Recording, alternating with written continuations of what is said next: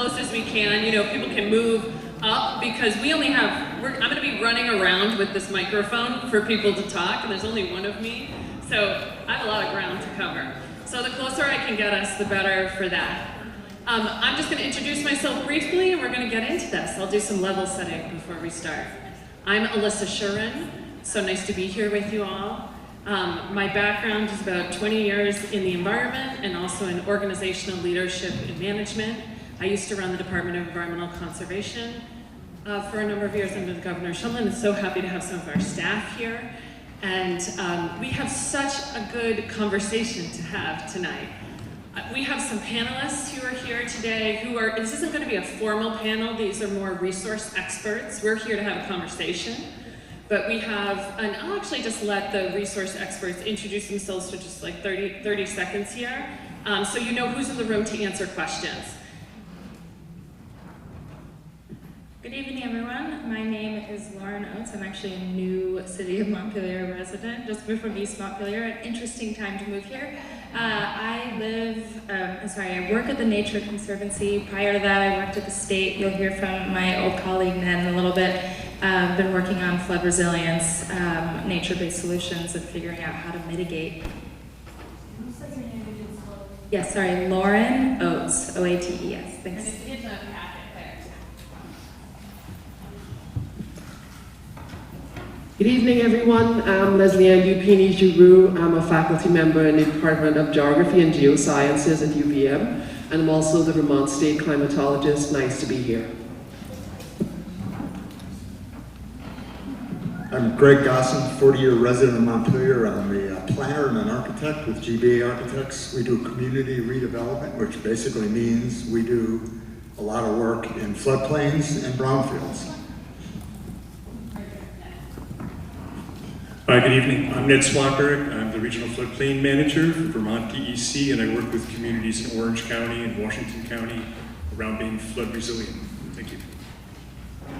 Thank you so much. I think I got all the resource experts. So just to level set before we start our conversation, for folks who were at the recent conversation up at the Vermont College of Fine Arts a couple weeks ago, there was about 550 people involved, 300 in the room, 200 plus online, and that was a very open conversation. That was just sharing people's thoughts at that point. We took those ideas and narrowed them slightly into 8 different groups, which are happening all around the building today. We talked, you know where you are, we've already talked about that. But what we're doing today is we are doing listening on the topic of the river corridor and flooding, and we will work to identify some of the areas where there's energy in this room to focus more attention on. So coming out of this conversation, we're going to identify the 1, 2, or 3 top priorities that there might be energy around, that then we will move into a working group to explore key questions. So I say that because we're not here to debate, we're not here to make decisions, we're literally here to just pose questions and state opinions, and then see where there's energy in the group. There's gonna be about, I'm gonna ask that you allow me to facilitate, which means that each of us, there's a lot of people in this room, I'm gonna give about 2 minutes. You can raise your hand, I'm gonna keep the mic and go like this. That's a tip someone gave me earlier. They were like, don't let go of the mic. So I'm gonna try that. I hope that doesn't feel oppressive. And after the 2 minutes, we're gonna make sure, I'll keep coming back to you. We should have enough time that we can keep coming around. This is also open to the public. So I want you to know, like, it is literally streaming, people are videoing you, and I just wanna make sure you're well aware that there are cameras in the room, so for the conversation. So the first 15 minutes of this, the key question is, what is going on now around the subject of rivers and our floodplains that we should know to level set? So we're gonna start with a state of the state. I'm gonna take statements or questions, and I'll go to our resource experts if we don't have any. Just a couple is that we have a number of old dams that are just stones. And one failed during in Cabot. And the other is that we have been perhaps a little bit lax, like turning the Ricefield Dam, which was intended to be a containment dam. A third of its capacity is actually being used for recreation. So there are some kind of big picture things we could look at. Thank you. When folks speak, would you also mind saying your name and where you live? I'm sorry, I should have said that at the beginning. Sandy Fitzgerald Loomis Street. Thanks so much.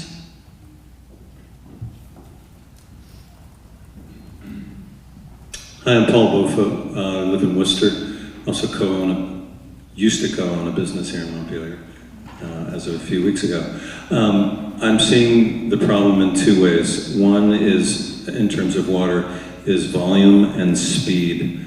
I grew up in Flat, New Jersey, and also a river town. It flooded regularly for years when I was a kid. Army Corps of Engineers came in and dredged the river. End of the problem. I can't say that that would be a solution here. This is a mountainous place. We know that really well. I live up in the hills of Middlesex and Worcester, and the water, and probably a lot of you had the same experience, the water came down furiously fast and caused not just washout, but avalanche. So I think the other piece is containing the speed of water and not relying solely on the catchment of the Ricefield Reservoir. I'll stop there for a moment. Thank you. Yeah. And research experts, do you think about your In order to plan or have any ideas of what we ought to do, can the climatologist or the meteorologist at this point give us any useful or somewhat reliable projection of what we might expect in the next 20 years? Oh, I'm sorry, I'm Carol Vassar, living in Montpelier, 35 years. Thank you. Would a resource expert like to answer that? Oh, I forgot. She's not gonna let me hold the mic. No, that's okay. So in terms of projections out to the future, we know that there are going to be more heavy precipitation events. I think one of the challenges for a place like Montpelier, or many places in Vermont along the spine of the Green Mountains, is it could rain 4, 5, 6, 7, 8 inches. And it's not just the amount of rain that falls, but was it wet or dry before, right? And where did it fall? Did it fall in the headwaters? Did it fall in the valleys? Did it fall in the urban catchment? So all of those pieces have to be part of the answer to the question, and not just how much rainfall itself, because it was almost like a perfect storm here in Montpelier, right? You had pretty much every kind of rain that fell in an urban area that's channelized like this, and so it's like everything that just came together perfectly, unfortunately.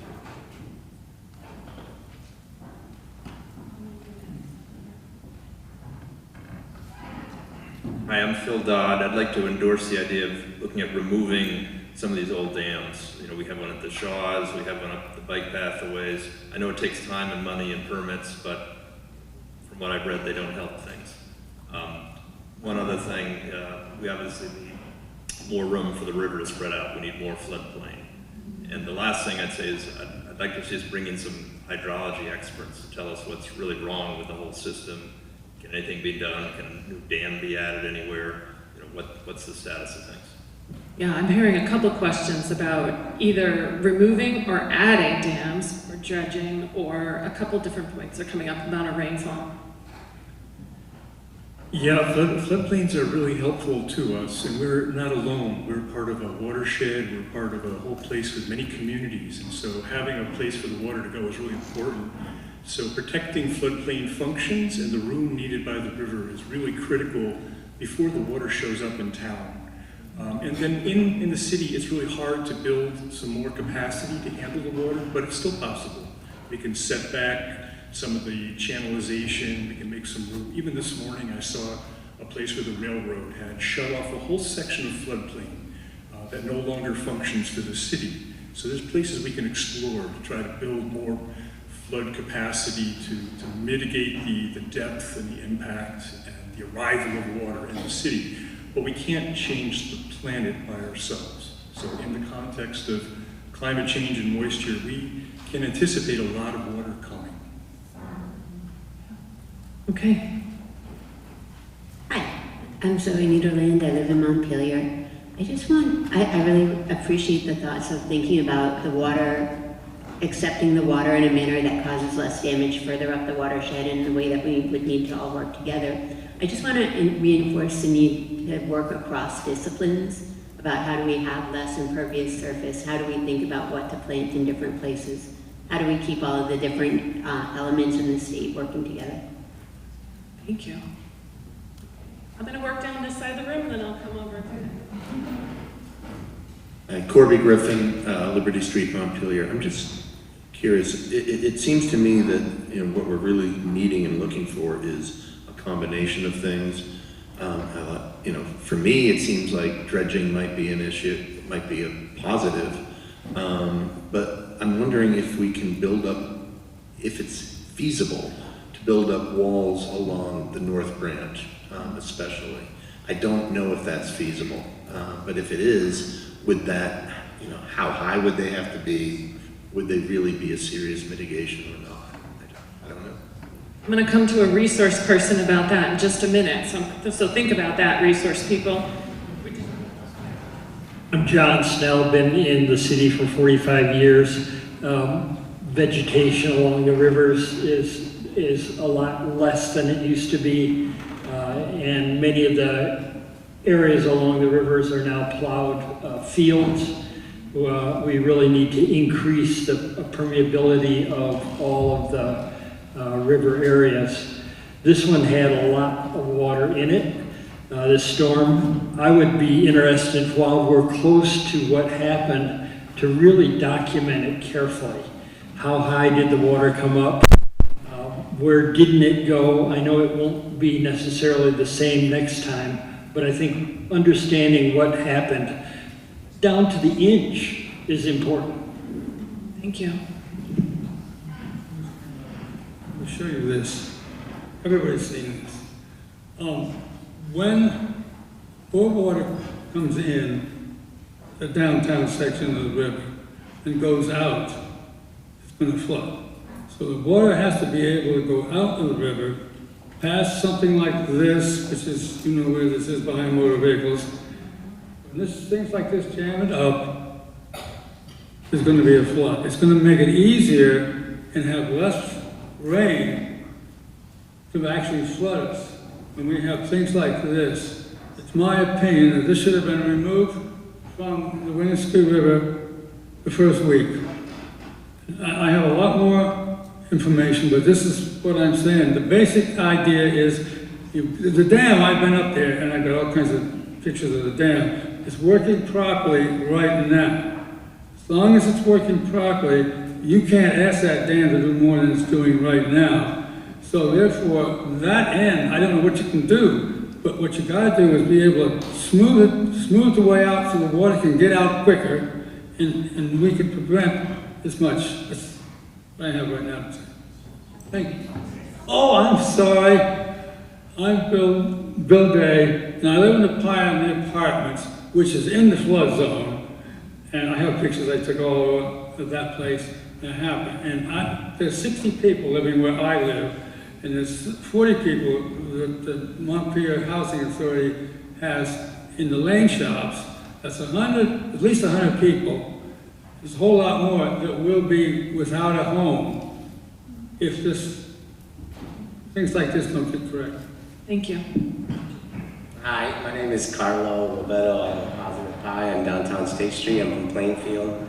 So I've been here since 2005 downtown, and I've been through 4 floods now, and I say that because we use our basement for prep kitchens, offices, whatnot.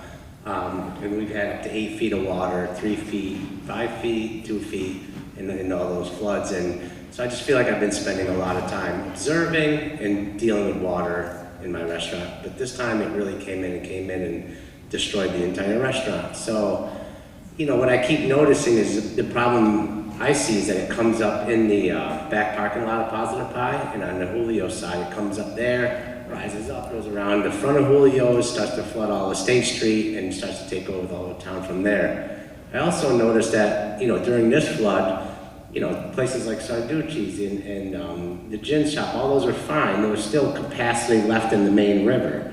So I too had an idea, you know, why don't we build a giant concrete funnel that funnels the North Branch coming into the city, and then a concrete tube that runs all the way out to the Winooski, and we build a park on top, I don't know. But just somehow contain it so that water coming down through the city, you know, if it has to be 50 feet deep, it has to be 50 feet deep, but make it so that water cannot come out of that tube until it gets out to the main river. And I realize it's a multifaceted solution, you know, the dams, you know, floodplains gotta get figured out, but that's an observation I had, and I just wanted to throw that out there as an idea. Thank you so much.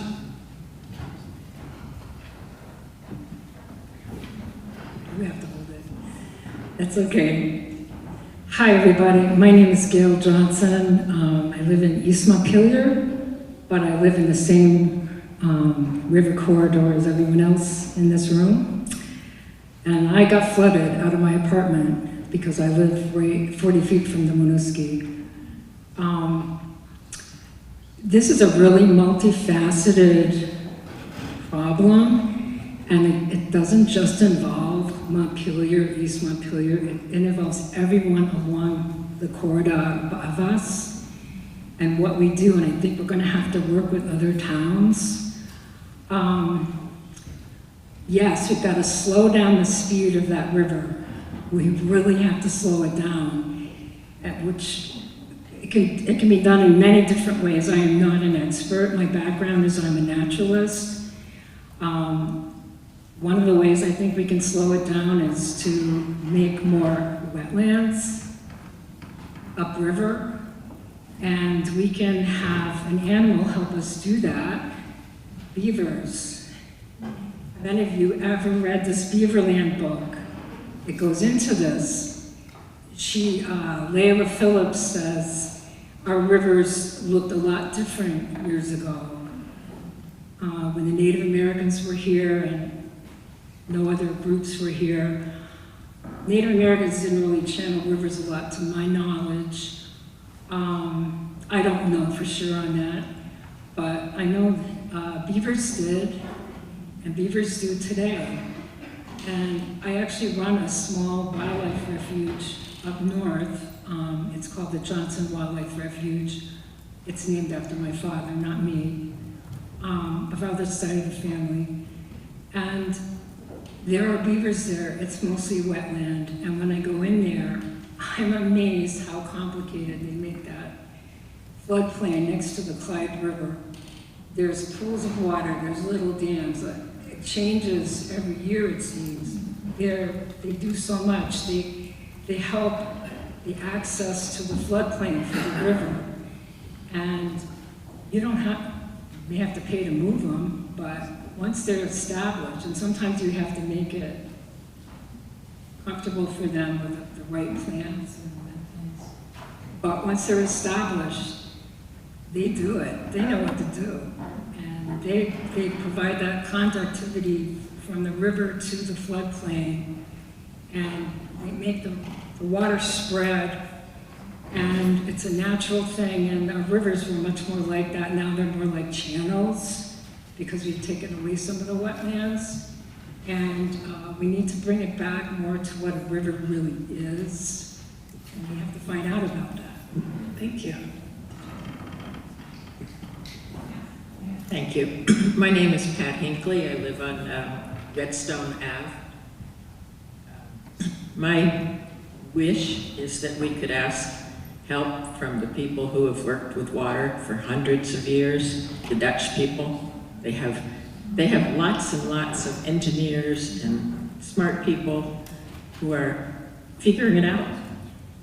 That's it. Thank you. I am Sarah Norton. I am in the floodplain, but in Marshfield. And I'm really interested in what the last couple of speakers were saying about the floodplains and developing the floodplains. And I would love to hear from the floodplain expert how you are, if you're mapping the areas where you're talking about increasing the space for the river to spread out in, as people are saying. And I would love to hear about where those places are in your thoughts. Thank you. I'm going to do a couple more people over here, and then I'm coming back to the resource experts, and then I'll do another loop around. Hi, I'm Eve Jacobs Carnahan. I live in Montpelier. So I have a two-part question, again, kind of for the experts. And one is there some mapping that can tell us where the floodplains are in Montpelier itself that could absorb more water? And if those places have buildings on them, can we look at the feasibility of somehow changing them in some way to allow them to absorb more water? So that's the first part. The other part is, what about the other parts of the river, either upstream or downstream, and can there be, so what do we need to do to either talk to those other communities or have a statewide effort, because Montpelier itself can't directly affect the expansion of the river in the upstream or downstream communities. So what do we need to do to turn that into a larger effort that's effective, that we can help convince people that it's to everybody's benefit to allow the river to expand in both of those places? Thank you.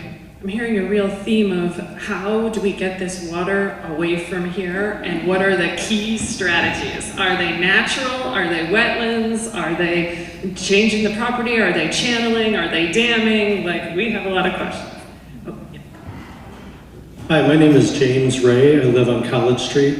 I'm going to put another point on those same comments, which is essentially a request to the experts. I think it's really sort of after this meeting, and for the folks organizing these meetings, the city government, the state government, to make accessible in an easy accessible and easy to understand way the maps that I'm sure already exist, which is when one of the experts spoke, where did that rain come from when it fell and it comes into the city? So that as everyone here and everyone who's thinking about how can we handle the vegetation, the permeable surfaces, the floodplains, that people have a good sense of what are we talking about here?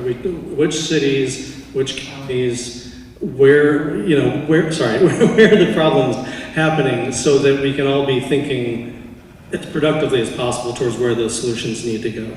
Yeah, where's the most strategic place to do this? Yeah.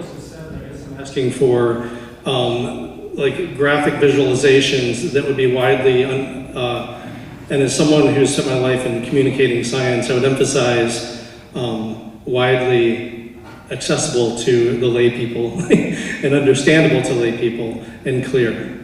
Yeah, and we are going to take these ideas and actually do that, I think, as the next step. Like, how do you then get more granular and tactical with information? Hey, I'm Steve Hinch, and I live on 12 up north of the ball fields and all that, up towards Worcester, I guess, below the dam. And I'm on Grout Road, which is where some of you might notice there's a temporary bridge where they're rebuilding.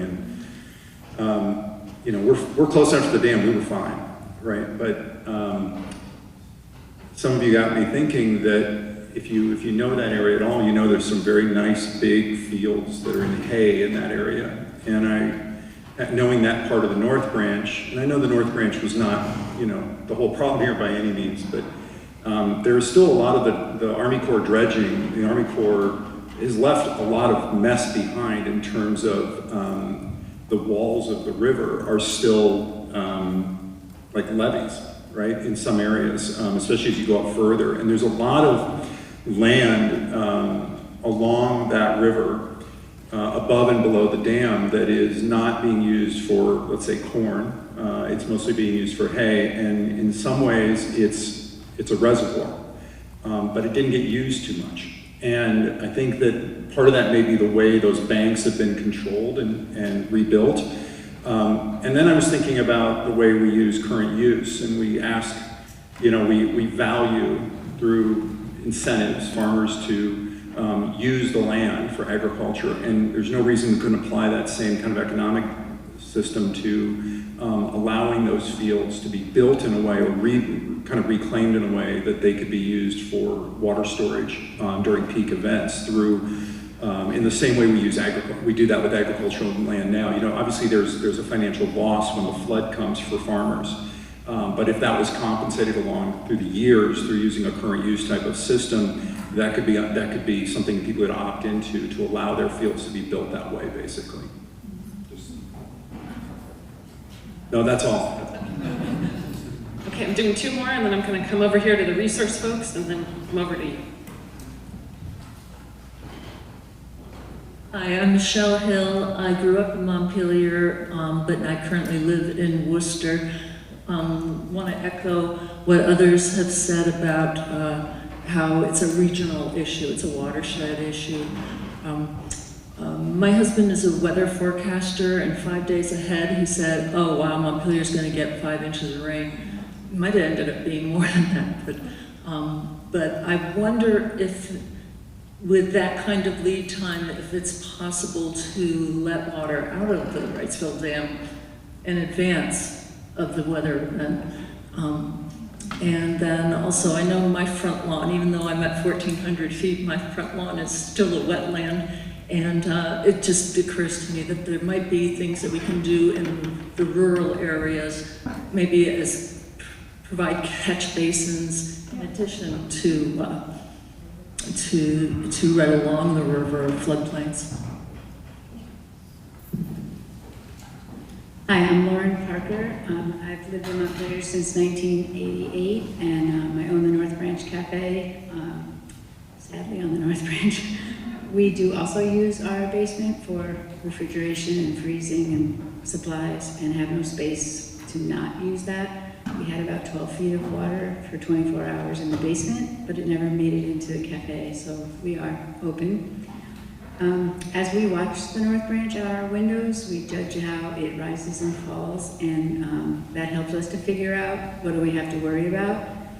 And we were talking about every flood we've experienced from 92 on has found its route down Elm Street and Main Street.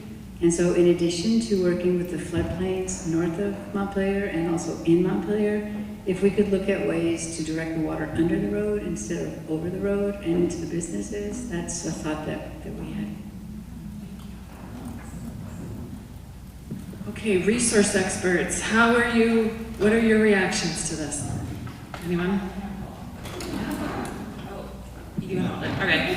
Ned, you can fact check me. All right, I wrote down, well, I'm taking notes too, so I'm hoping I'm capturing everything accurately. Yeah, can we give Lauren a round of applause for taking notes for us? Because I sprung this on her 2 seconds before this, and she's been a real champ about it. And she's going to, at the end, hopefully be able to tell us our top themes that are coming out. Just kidding, I'll try to do that once I look at her notes. That was sprung upon me in this moment. Okay, so a couple of themes that the other experts will be able to answer to. I'll try to cover a few of them. A couple of discrepancies between whether or not we speed the river up or slow the river down. All of the science that we have to date, all of the lessons learned from Tropical Storm Irene are that we need to slow our rivers down. They are moving too quickly off of our land, too unnaturally, that it is causing these highly erosive, very, very strong river flows, creating significant damage. We have a tendency to want to move water off of our properties as quickly as possible. That's like human nature. It's like, oh, we're flooding, like get it off of my property. But that actually causes a great deal of water going downstream. A former colleague of ours, Ned and mine, always said, we all live downstream our upstream neighbors' decisions. And so we really need to look at those areas for floodplain restoration. We have dams. Wrightsville performed exceptionally well. It did its job for the city of Montpelier, but there was just so much water, it only could hold so much back.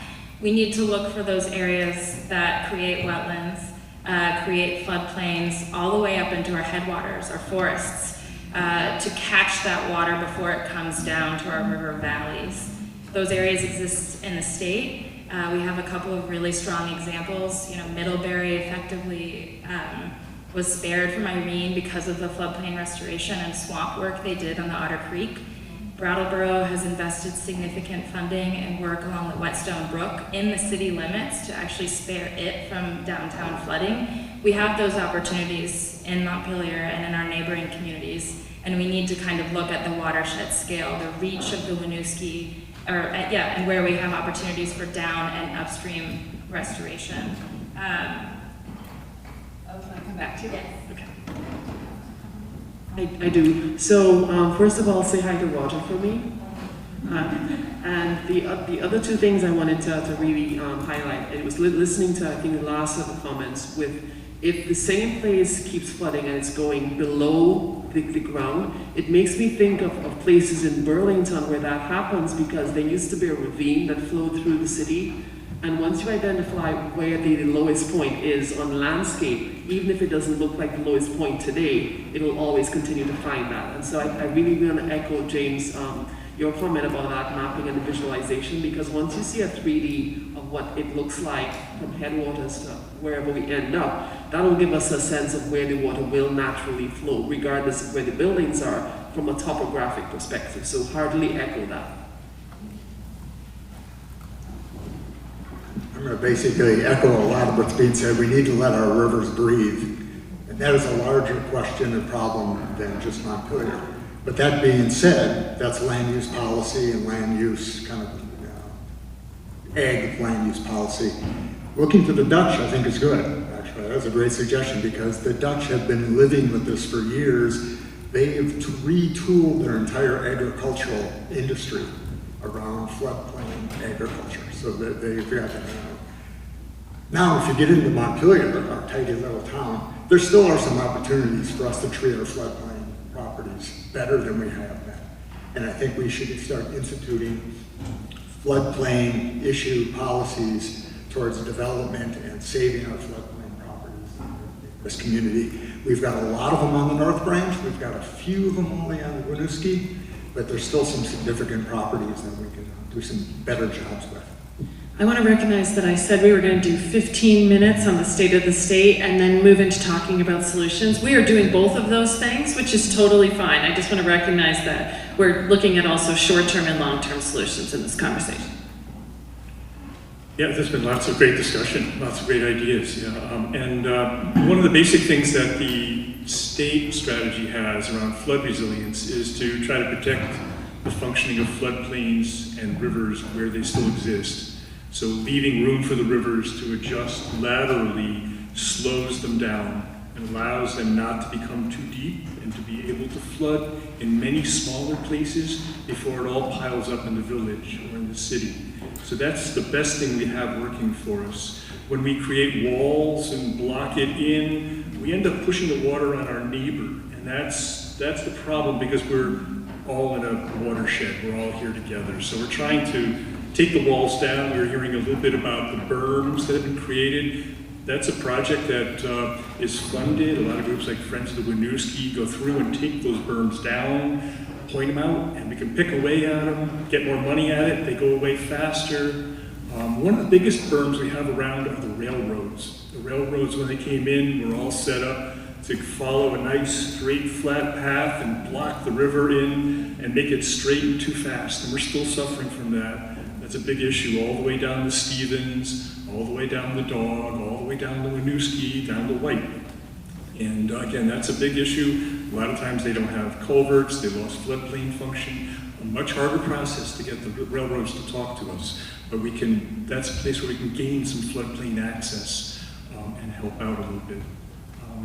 Other places, I just off the top of my head, I used to live in Dayton, Ohio, which is a flood-prone city on the Miami River, and they eventually, after having put up multiple huge dams to control the flood problems, they also started removing big sections of downtown and creating space, recreational space to walk by the river that looks like it meanders a little bit and create capacity even in the urban environment. Massively expensive and usually only after tremendous tragedy. Hi, my name is Kasha Ranjo. I'm one of the co-directors of Vermont River Conservancy and also live here in town off of Elm Street. I want to welcome you all to the historic banks of the North Branch of the Winooski. If we were to all stand out front on the step, you'll see the river flowing across the Capitol lawn. That is the historic path before we took the river and said, no, we would prefer that it went in this dredged channel that goes straight through town, not here. And so that's one of the big things that we've done in the past, to dredge and wall off and straighten our rivers, and it hasn't really worked.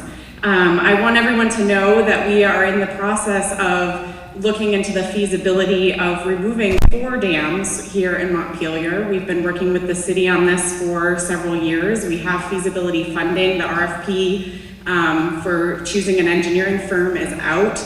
They're going to be studying the value, how to take these dams out if it's possible.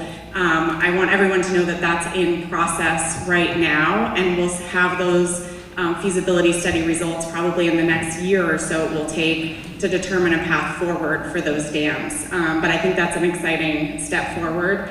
My organization restores floodplains tomorrow in the city of Brattleboro. There are going to be dump trucks on site for 12 acres along the Whetstone Brook.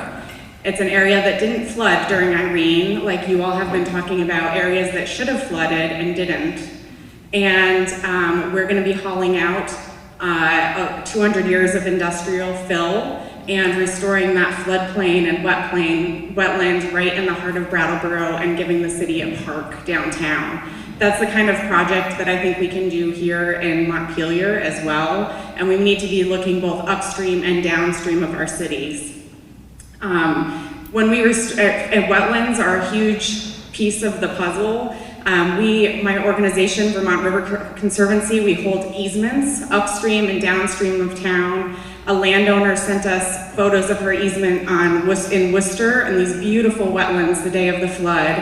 And she looked upstream and it was a raging, fast channelized river where the road was closed because it was too fast and jeopardizing the road.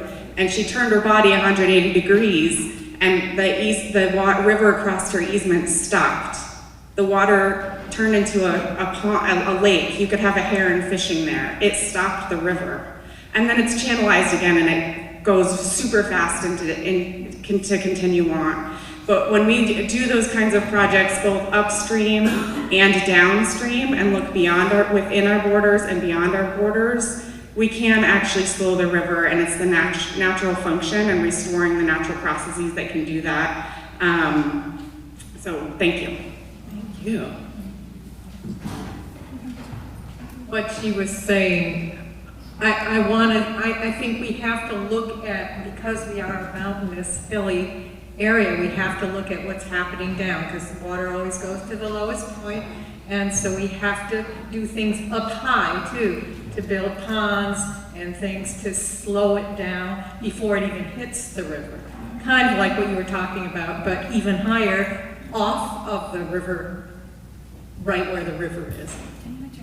My name's Barb, and I'm Barb Alpert. I live on Berry Street for 18 years. I'm Jill. I live in Montpelier on Redstone. And I'm just curious about what is going to come. I guess probably moving, fast forwarding a little bit, but so many brilliant people here, like how are these engineers and river people and climatologists and environmental engineers is there a way to come together and come up with a comprehensive plan, and suggestions then we can look at it and say, oh, that makes sense. I mean, I think it's great to get all of our input, but I know for me, I'm not smart enough to figure this stuff out, and I want to see a comprehensive plan, from the experts. And I don't know how that's going to happen, if there's a plan for it.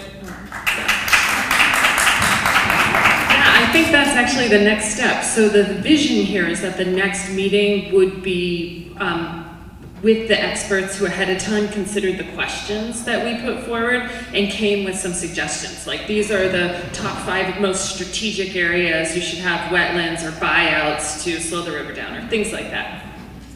Thank you. I wanted to pick up again, Barb, a couple chairs down from me, and others in the room have talked about the upper part of the watershed. That's where I live. And the thing, bless the towns, is because they're working so rigorously and furiously to build back these ditches and culverts, but it's all rocketing in a downhill, linear, high-speed direction, and the thing that's missing are these diversions to, and I don't know the hydrological terminology, but some kind of catchment ponds that would divert water and hold it at much higher altitudes, 500 feet, 1,000 feet, 1,500 feet above the river plain. So I just wanted to respond to Jill for a sec, and I think meetings like this are the most important for us as scientists, because if you live this and walk this, then you are the expert. And so it's science meeting experience and lived experience. And so when I watched the stream 2 weeks ago, I was just blown away. I was just furiously typing everything that everybody was saying. I think I got up to like 10 pages. And there were another 21 pages on the Padlet itself, which just blows me away because it's all of the lived experiences and all of the observations that are so critical. And so I just wanted to lift up all of the things that are being said, not just here tonight, but was said 2 weeks ago, because those are what are going to help us to move forward to the next piece. So thank you all. Hi, my name's Diana Chase. I live up off Terrace Street, and I just want to reiterate what other people have already been saying, that we need to be talking not just about the Riverine corridor, but the Winooski River Basin as a whole. I live off of Terrace Street here in Montpelier. There's a brook in my backyard that on July 10th overflowed the banks, overflowed the culvert, covered the yard. It just, you know, this was happening. I don't know how many dozens and dozens of brooks all over the watershed, and that's where obviously the water starts, and that's where we need to start. Just wanted to address your question, which is a great one, because this is a complicated subject that's going to take decades to deal with. Luckily tonight, one of the categories somewhere in the State House is just talking about that very thing. What body, what kind of leadership do we need to take all of these disparate ideas and bring them together and actually come up with an action plan? So what they come up with tonight should be pretty interesting. All right, coming back around. Yeah, I'm Tim Murray. I lived in Montpelier for most of my life, and a lot of great ideas, but I also think you just mentioned decades, right? I don't think our city has decades. So I don't know what the answer is, but you know, all of the great businesses in town, it's gonna happen next year, right? So sure, we can't do all this stuff in a year, I'm sure, but I think we do have to get really organized and have leadership in the community to work with the state government, the federal government, to really start looking at this. If we are gonna do more watersheds, these are all watersheds that aren't in Montpelier. we don't have enough watersheds in Montpelier to stop the Winooski River from flooding. So how do we coordinate that? How is that possible to create watersheds in Worcester or in Morrisville or wherever, right? You know, so that's pretty complicated, but I do think we have to be very focused and try and move things forward more quickly than we have. I'm not sure historically what happened after Irene, and I'm sure I don't remember having this much energy in the community and this much discussion, and I'm not really sure what we did, to be honest with you, watersheds and how much we got in place in 10 years, but it wasn't enough, obviously, right? So I think I think we should be looking in a shorter window to try and move everything forward.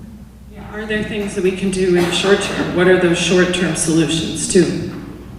Hi, I'm Thomas Weiss. I live in Montpelier and I've done hydrology work. And one of my observations is that the flooding on the North Branch is caused by the Winooski. The Winooski rises so high that the water in the North Branch backs up beyond the Spring Street Bridge. And so what little water is coming down the North Branch, which is only about 10% of what's in the Winooski at that point, has nowhere to go other than Elm Street and Main Street, as well as its river channel. And so I'm thinking that don't ignore what's going on in the North Branch Basin, but that in order to really reduce flood levels in Montpelier, we have to work upshed in the entire Winooski River Basin and not the North Branch Basin as in the shorter term.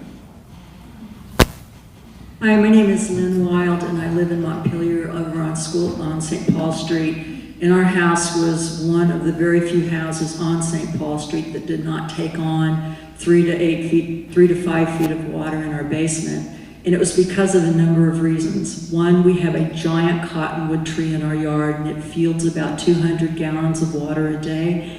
It's surrounded by hazelberts, which are taking up more water. The soil is healthy soil. It is mulched. It has got deep-rooted plants in it that also take up water.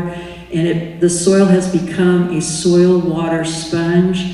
The neighbors that we have were amazing. They put sandbags by the driveway to divert the water from Loomis Street away from the back of our house. We have downspouts that direct water to the street, and we have a sump pump that could not keep up with all of the water coming in until our neighbors put in the sandbags in the back. But all of those things were required to keep our basement dry, and it did. So what I would like to highlight are two things. We need to look at the plants on the ground that we have around the floodplains and around our homes. We need to plant the plants that take up water and that can hold the soil in place and that can make the soil healthier. The second thing we need to do is have healthy soil. And we can have soil that has roots 1 or 2 feet down, and it doesn't take 10, 15, 20 years to create healthy soil. This is being done all around the country right now, and there are experts here in Vermont who can help us with this. So I just want to say our neighborhoods can also be floodplains and recharge zones. We just have to look at our grasses and lawns a little differently. I just want to point out those are some short-term ideas right there. Some more green spaces, some more plantings, deeper roots. Those are some good shorter term. Hi, my name is Chris Piatek. I also live on St. Paul Street. In addition to the up watershed, improvement of floodplains and riparian habitat, I'm also very interested in increasing our riparian habitat through downtown Montpelier. One of the questions that I have is about the choke point when we get to the confluence of the North Branch and the Winooski. And so I'm curious how much upstream improvement of habitat would help if nothing is done about that choke point. Another question that I have is about if there's any engineering benefit. I know there's a wildlife habitat benefit to a bottom release dam for keeping water temperatures cool at a consistent, a fairly consistent temperature year-round. I'm wondering if there's any flood mitigation benefit to that as well. If we could look at comparisons on how the Waterbury Dam and Waterbury Reservoir did during this most recent event versus how the Wrightsville Dam did during this event when it came, I guess, within a foot of going into the spillway. Yeah, I just had a thought occur to me. I really like the idea of floodplain improvement, but I'm also, as the gentleman over there was concerned about, I'm also concerned about short-term, immediate, how can we make sure if this kind of rain happens again next year? And I'm wondering, I know we don't want, I get it. It makes sense to me now that dredging or building walls is probably not the best way to go. But I'm wondering if we actually lowered not Main Street, but State Street, and used the actual street as an avenue for water to go, would that actually help in the form of a flood? Interesting question. Hello, Donald DeVoyle, Montpelier resident. I just wanted to throw out a more long-term thinking idea because this is not a short-term thing. And it's not to suggest a lot of the other ideas aren't also important, but I want to suggest that given how climate in the Northeast has already shifted and what the projections are telling us moving forward, I think we need to be able to come to terms with the reality that we are probably not going to be able to stop flooding categorically. So what does that mean?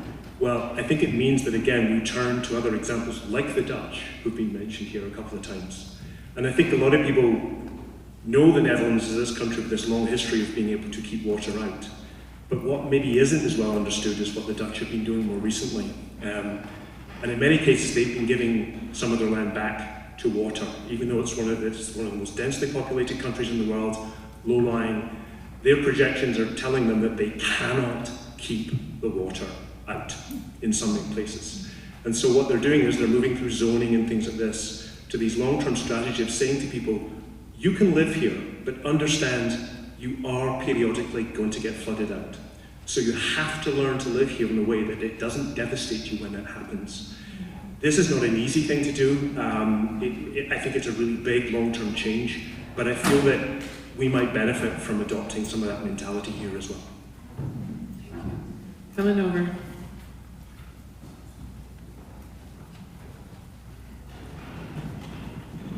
My name is Bob Roberts. I'm formerly of Deerfield. I found a solution about 10 years ago. I bought an old sailboat in the Keys and lived there in the winter, and an old sailboat up here in the summer and lived up here. Now I'm here permanently. I'm going to be building a small tiny house in Montpelier, looking for a site to put that. But I'm listening to a lot of things here. One of the main things you got to come up with is make sure that we have a good relationship with all these agencies that we're working with, particularly the Corps of Engineers. And they're the ones that have the deep pockets and are be able to pull together this thing. They've been doing this all over communities, all over the country, and I've got some further information that I'll be sharing with you later. Thank you.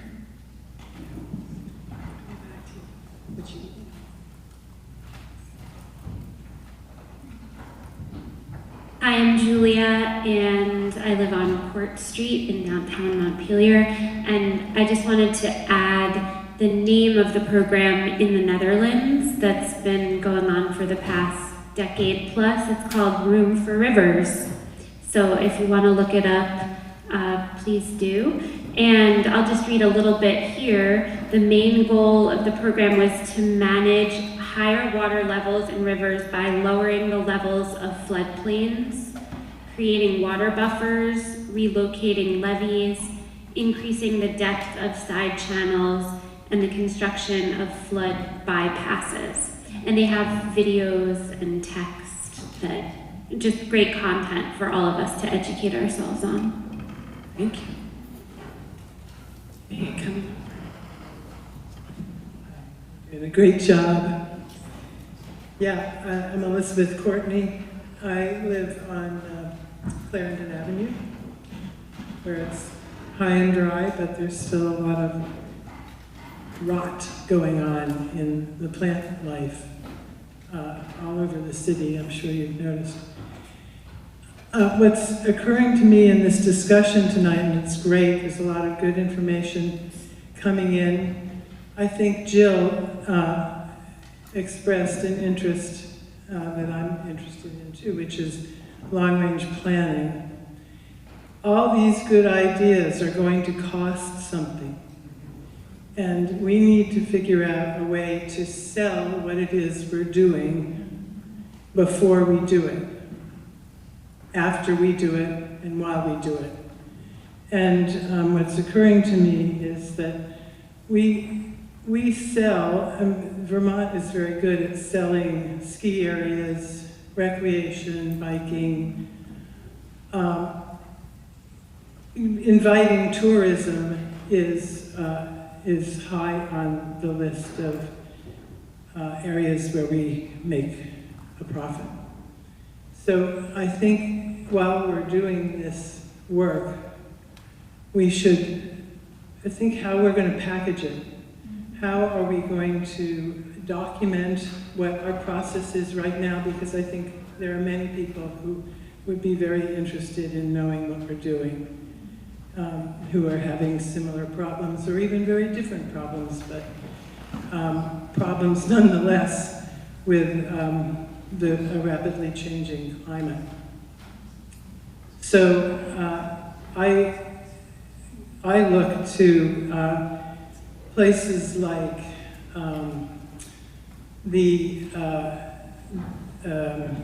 yes. The New York City dilemma of what do we do with the High Line?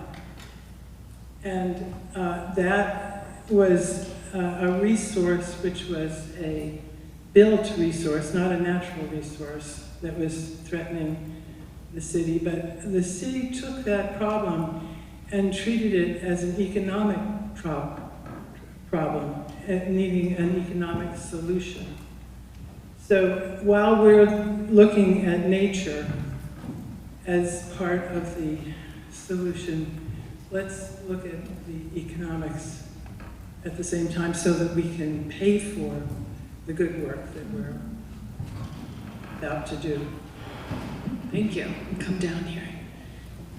And at 8 o'clock, I'm going to start attempting to summarize a couple themes that are coming out of this conversation, because we have 1, 2, or 3 themes we can share back with the big group, and I feel like it's going to be a bit of a challenge. So start thinking about the themes you're hearing too. Devorah Jonas, Loomis Street, and I can see my note. Okay, so what I was thinking is that we need to think about impervious surfaces and where they are and which ones we can get rid of, and that we might have to do that through zoning with our landlords, some sort of a financial incentive to get people to be willing to remove parking lots, possibly laws, depending on what the rules or laws are in the state. And that could be a short-term solution too, removing a parking lot or two and making it a green space. Our climatologist here brought up the perfect storm situation that helped produce this flood of 2 weeks of rain that left all the ground saturated, so the ground itself couldn't absorb the water. As a result, there were 74 landslides in Vermont. And this, I don't know, and the question is, do we need to do something? There was an article saying we need to reduce the speed of all the streams in the mountains, and I'm wondering whether we also need to do anything with the vegetation to allow it to have more water absorption properties than what is normally in our forest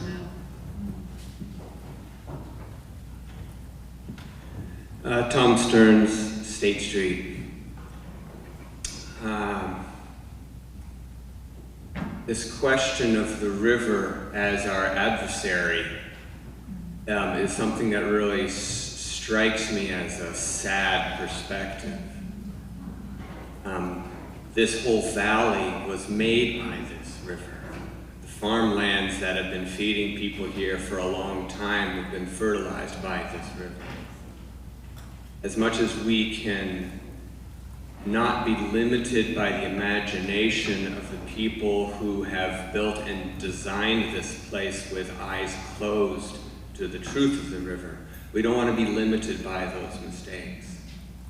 And so thinking creatively about how this amazing creature that we live with is an asset to this town, an asset to this community, and in the face of climate change, where much of the world is burning and is drying, how incredible that we have clean, mostly clean water coming down from the sky, and how can we use this as an asset to build, attract, and model how to finally live with this place that we love so much. We've gotten into this mess by not listening enough. So I hope we can listen.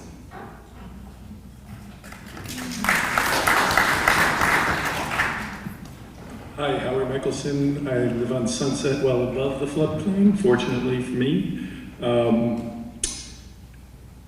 For weeks, as people have said, the water was coming down, the ground everywhere that I walked was saturated. I couldn't keep my feet dry. When we had this massive rain event, of course having areas to absorb more water would be helpful, but in my mind, the reality is that we're only going to get wetter, at least that's what we're being told. And so the water is going to come, and it doesn't matter how many different ways we try to mitigate it, we're in a valley here and it's going to flood. And so I think the long-term solution, there's plenty of things to try to do in the short term, but I think in the long-term solution is we have to figure out how to deal with downtown flooding. And whether that, I mean, the unimaginable of moving the downtown is always, talked about. But if there's ways that we can learn from other places for dealing with flooding and maintaining the business district in the same place, it seems like that has to be the long-term solution, at least in my mind. James Ray. I wonder if the landowners, the farmers and such, the farmers and landowners who are throughout the watershed, we've been talking about slowing the rivers down and the work the Vermont River Conservancy is doing. I wonder if there's an opportunity going forward to say, you have a tremendous service to offer, and you should be compensated for that service. And that service is, will you landowner, will you farmer, work with the experts at hand to allow certain parts of your land to flood when nature wants it to. Recognizing then that we as a state will say thank you for this service, and we will pay you for this service, so that when you have a farmer who loses his or her crop, they're not losing a crop, they're actually gaining an income for providing the rest of the state an incredible service of a field that's absorbing our water, or a landowner who has woods to offer to this service. I know this melds with the finance committee next door, but I think there might be some answers there that honor the rivers, honor landowners, slow the water down, and recognize as a resource to be offered. Thank you. I am going to go back. Okay, you want to clap? We can clap. A lot of participation. Appreciate everyone's perspective. Thank you. I'm going to read back, given the time, some of the themes that came out of today. Yeah. All right. Well, some of the things that well, first off, Lauren, thank you for taking notes for us. Really appreciate you. So some of the things, this is going to be really hard to do it that way. Okay. So some of the things that I was hearing as I was walking around is how do we slow the water down through giving the river some room to move, both upstream and downstream, so that we're not experiencing that same flooding. And we can do incentives, or we could do plantings in the short term, or we could create wetlands and pulling up parking lots, but it's all about slowing that water down in a way that it's not going to overtake the town. That's one primary thing. I'm also hearing a lot of engineering questions about when engineering, either removing or adding dams or different engineering steps would be helpful here. Heard a lot about it, a lot of those questions, particularly early on. Those might feel in tension, actually, those two topics, but that is the tension in the conversation. There are other themes that were really popping up for people that you heard many people say. I'd like to say that we heard people saying, I want to see the data, but some of us, lots of people in the room, know their angle of it, and there's really rich data out there. There's the A&R river corridors, there's VTran's work on resilience planning and repeat damage, there's municipal, there's a lot of stuff out there that's maybe not visible enough or hooked together enough. It doesn't have to all be in one place so much as I think we need to improve our communication. And I think that's a short-term step. We should be thinking about how we communicate with each other about these great programs that exist, about the data that exists, that this doesn't have to be quite as intimidating as it might sound, because there is so much data and science and plans underway already. But maybe we could, in the short term, figure out how to communicate that. Yeah, so we have engineering, we have slowing the rivers down, and we had a lot about show us the data so that we're doing the right and the strategic thing. I'm gonna come here, I'm gonna come back there, and see if there are other people who have themes. Were you had your hand up too? Oh, you want notes. Back to you, Lauren. Thank you so much. Okay. A theme that I haven't heard a lot lot tonight. I think Ned touched on it briefly, but I think I've heard lingering in the community that I want to bring into this, is that as we envision the future of our river, this opportunity to re-envision our green space along the river and parks, I think that's, we haven't heard that a lot tonight, but I think it's in the community, and I think it speaks to what you said about our relationship with our river, to reconnect and embrace our identity as a town and as a space that's as a river town. And so I think that's a really big opportunity that is maybe not something that we've heard a lot, but I think is really important, and it's lingering within the community. I want to make sure that gets into this space. Yeah, and we just captured that in the notes. And these notes are going to be synthesized and made public and looked at by the experts. Three things that I'm hearing are to understand the climate, the river system, and the flooding, what happened in flooding. Number two is to slow the flow, both short-term and long-term solutions, and then to look elsewhere and see what others have done that has been successful that we can learn from or mimic. Thank you. That's a great point about learning from others that I wasn't capturing in the themes. Yeah. Lauren, I'm gonna love the ending of these notes where maybe we're capturing those top things. Thanks so much. Yeah, I'm hearing a lot about the upper reaches of the watershed too. The wetlands that aren't in the floodplain but are far up, our forests, impervious surfaces in towns far away, and I think kind of like married to that, the need for, I think, really thinking watershed-wide, regional-wide from the top of the watershed all the way down. Yeah, thank you. I'm gonna tackle people who we haven't heard from. Hi, I'm Harry Colombo, and I've lived here all my life. And one of the things that I think we have an opportunity to do here is we've got a lot of stuff that's already been developed from an engineering and scientific standpoint.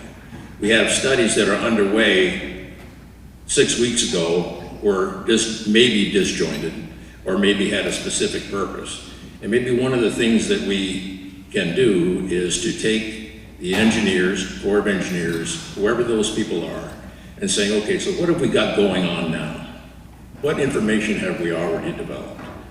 How do we use this event to flesh out scopes that we wish we could have done when we started an ongoing study that we have going now, so that we get a comprehensive list of data and choices or alternatives and future studies that we can then put to work. Thank you. I'm gonna go here and back there. You're gonna close us out, and we're gonna take a breather because everyone is gonna be coming back into this room. My name's Eric Oberg. I'm North Franklin. I had a few ideas. I heard about the railroad berms. Well, they could be perforated in places so that water could spread onto the other side of them. Could reservoirs be kept at lower levels so that when they start to fill, they can slow the water that way? Can we allow beavers to live in the upper uplands as they like to do and not persecute them so much? So catch basins, I heard about that, and all these ideas in concert would probably do a lot. I also wanted to say that the Dutch don't live with mountains.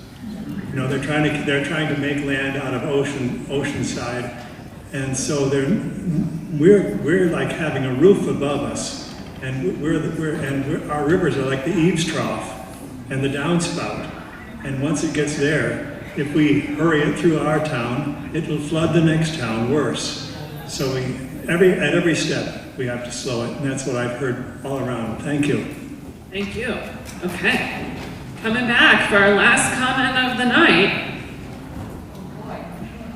No pressure? No pressure. Hi, my name is Therese Michaud, and I live on Mountain View Street. And the one thing that I've heard many people say that I do think is really important and a good theme for tonight is that this is not just a Montpelier problem. This is a regional problem, and there's no way Montpelier is going to solve this on its own, that we have to be working in concert with the watershed region. Yes, thank you. Give yourselves a round of applause. Thank you so much for your participation today. And just take a break. You have like 1 minute. You can either sit here or stand up and stretch, and we'll all get back together in a moment.